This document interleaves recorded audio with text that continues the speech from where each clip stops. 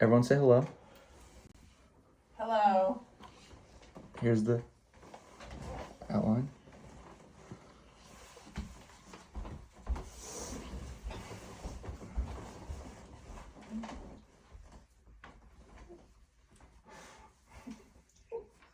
%.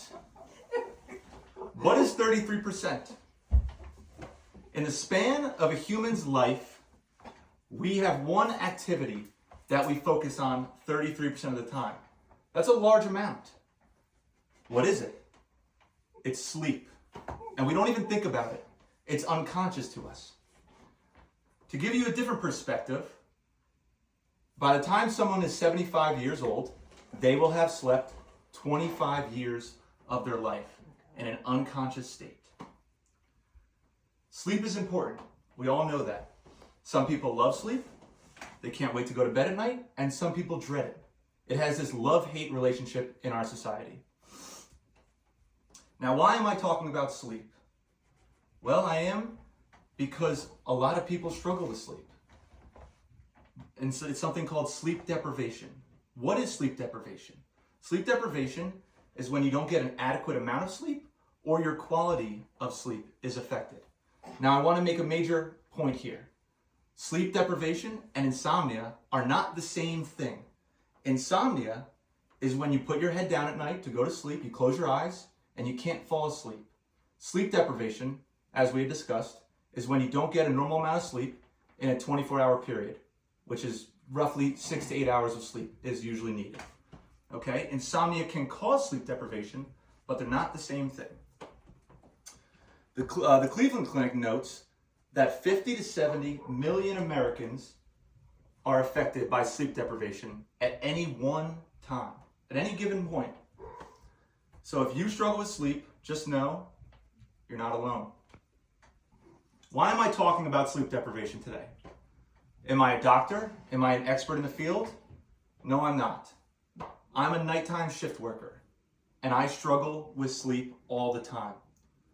In general, I notice my sleep quality is less, and sometimes I have to compromise on the quantity of my sleep to do normal things in life, to hang out with family, to go to school, to work out, whatever it may be.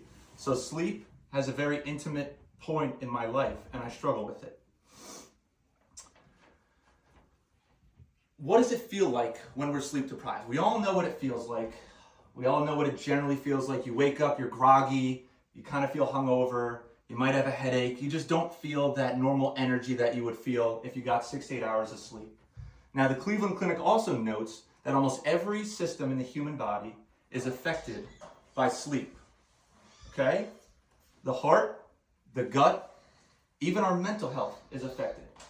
Okay? And this is the stuff I want to talk about now. The first thing I'd like to talk about is the metabolism. Okay?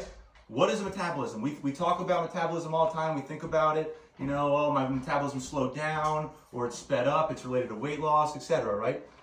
In general, our metabolism is the totality of all the chemical and physical processes in our body that help convert nutrients to energy. Okay? It's very important. It's used to sustain all humans' lives. Now, there was a study by Davies and colleagues. They took two groups of people. One group was a control group, and one group was the group they experimented on. They kept that one group, that was the experimental group, they kept them up 24 hours, okay? And they studied their metabolites, both groups.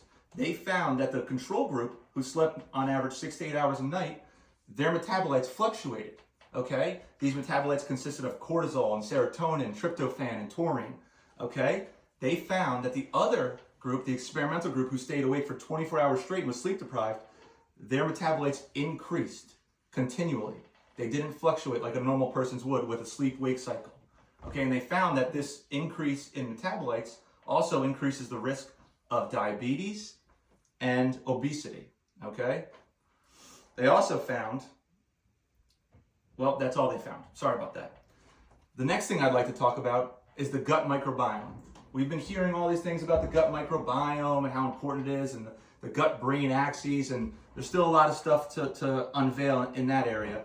But another group, Sean and colleagues, they did a study in 2014 on mice. not humans, on mice, but sometimes they do studies on mice because there's similar bodily functions. And they took a similar two groups. One group was a control group.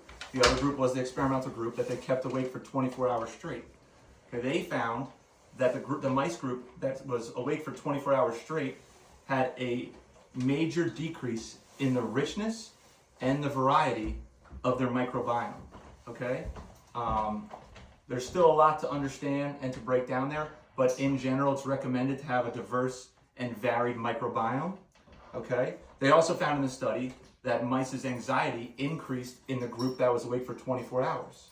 Okay, in the same study, they also studied a inflammatory marker called cytokines. Cytokines are involved in our immune system. They help with inflammation, but long-term inflammation can be damaging to the body. They found that the mice that stayed awake for 24 hours had increased markers of cytokines or inflammation, which in the long term can be dangerous. Okay?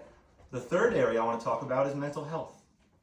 Mental health, we all talk about it. It's important, take a mental health day. It's getting more attention these days, which is good. There was a study by Fasikin and colleagues where they polled 318,000 people, which is it's a large polling of people.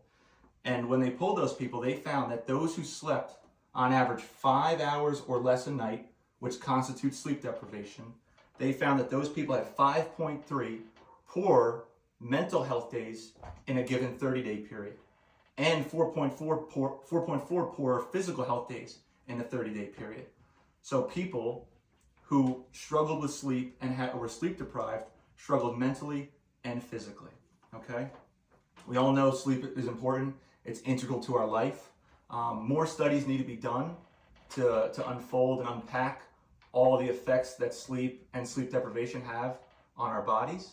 But yeah, I appreciate you guys coming to my talk. Thank you so much. We're going to now open it up to a Q&A if anyone has any questions.